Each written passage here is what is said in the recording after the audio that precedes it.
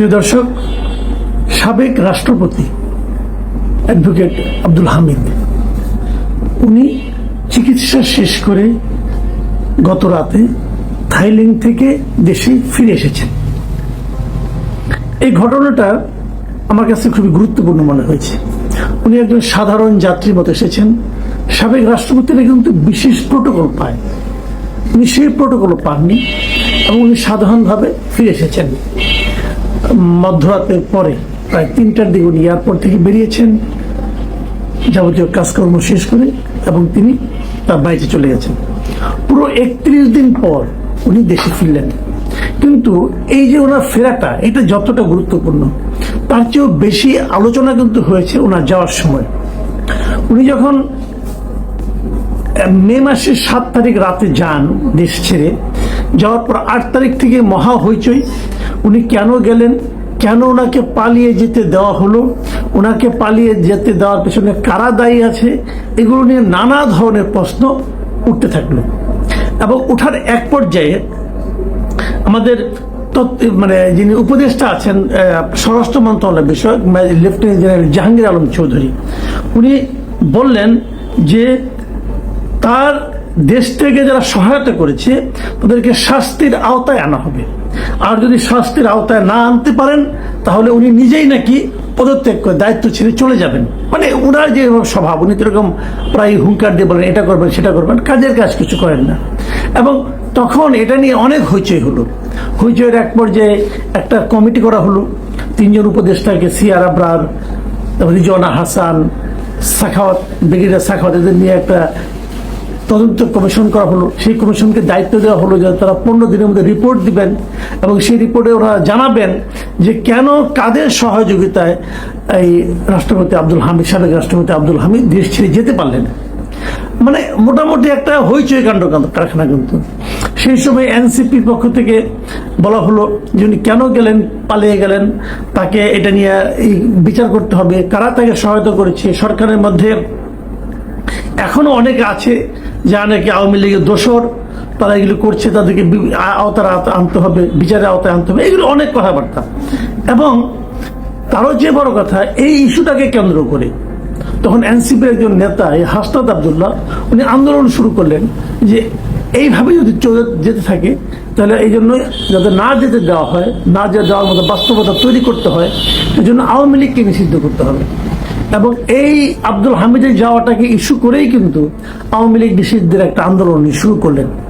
এবং দেখলাম সরকার খুব দ্রুত বেগে, অতি দ্রুততার সাথে সেই দাবিটা আংশিক মেনে নিলেন, এবং সরকার বলল যে আওয়ামী লীগের কার্যক্রম নিষিদ্ধ হবে যতদিন মধ্যে বিচার সম্পন্ন না হয়। এই সব কিছু কিন্তু আব্দুল হামিদের দেশ থেকে তথাকথিত পালিয়ে যাওয়াকে কেন্দ্র করে।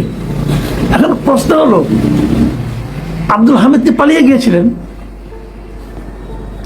পালিয়ে গিয়েছেন এটি তো সবাই মেনে নিয়েছিল, তাহলে স্বরাষ্ট্র উপদেষ্টা কেন বলবেন যে যারা তাকে পালিয়ে যেতে সহায়তা করেছিল তাদেরকে শাস্তির আওতায় আনা হবে?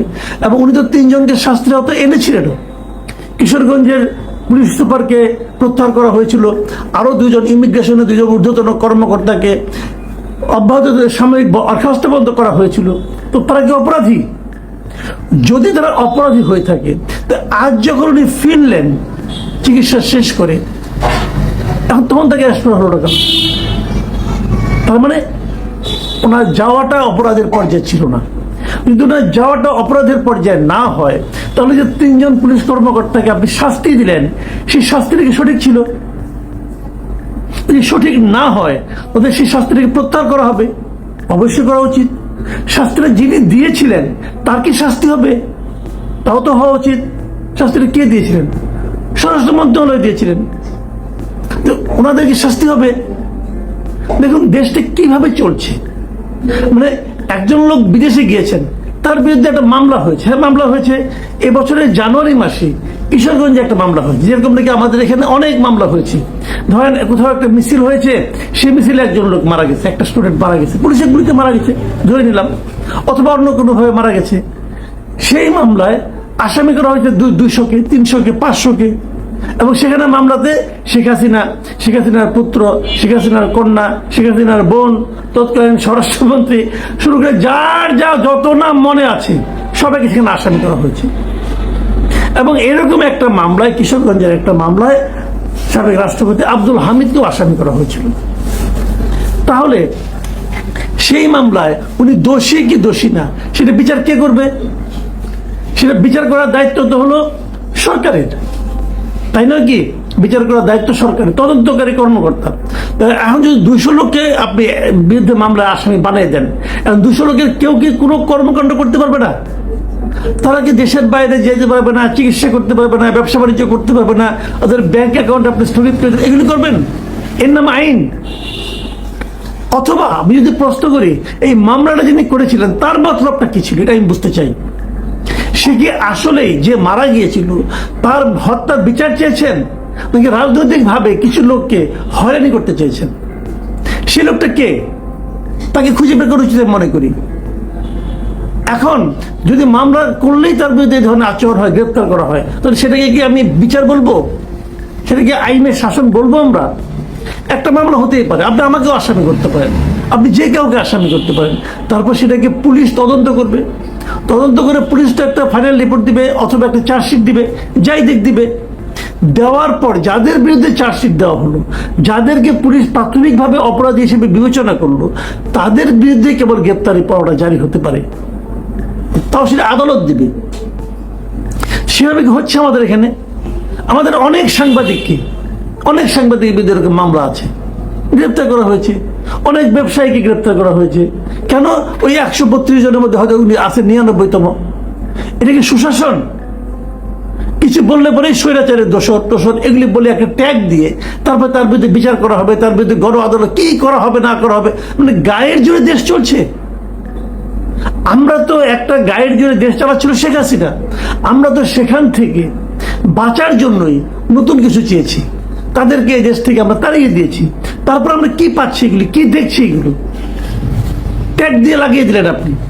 ইচ্ছা হলো একজনকে মামলা, যারা এখান পান্নার বিরুদ্ধে মামলা করলেন, তারপর দেখা গেলো বাদী যারা এখান পান্নাকে চেনে না, তারপরে কি হলো, যারা এখানে পান্নাকে তার ওই আসামির তালিকা থেকে তাকে সরিয়ে দেওয়া হলো। তো অন্যান্য যারা আছে তাদেরকে সবাইকে উনি চেনেন। উনি বললেন, ওই বাদী বললেন জামাত এবং বিএনপির আইনজীবীরা তাকে নাকি প্ররোচিত করেছে।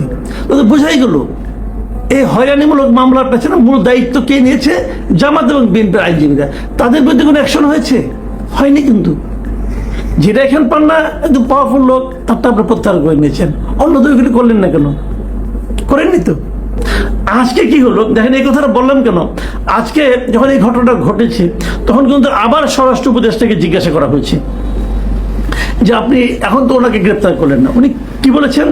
উনি বলেছেন তদন্ত হওয়ার পর যে দোষী তাকে আইনের আওতায় আনা হবে। আপনারাই বলেছেন নির্দোষরা যাতে সাজা না পায়, এজন্য আমাদের তদন্তটা করতে দেন। তদন্ত করার পর যেই দোষী হোক না কেন, কাউকে আইনের বাইরে রাখা হবে না, আমরা তাকে আইনের আওতায় নিয়ে আসব। এই যে কথাটা স্বরাষ্ট্র উপদেষ্টা আজকে বললেন, এটা কি সব মামলার ক্ষেত্রে প্রযোজ্য? তদন্ত না করে কি সবাইকে গ্রেপ্তার করা হচ্ছে না? অনেকে গ্রেপ্তার করা হচ্ছে। আইনের শাসন আপনি কিভাবে কায়েম করবেন? আপনি কি একমাত্র আব্দুল হামিদের ক্ষেত্রে আইনের শাসন কায়েম করবেন? আব্দুল হামিদ 10 বছর প্রেসিডেন্ট ছিলেন।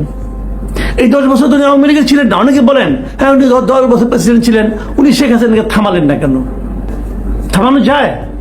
যিনি বলেন তিনি থামানোর চেষ্টা করেছিলেন।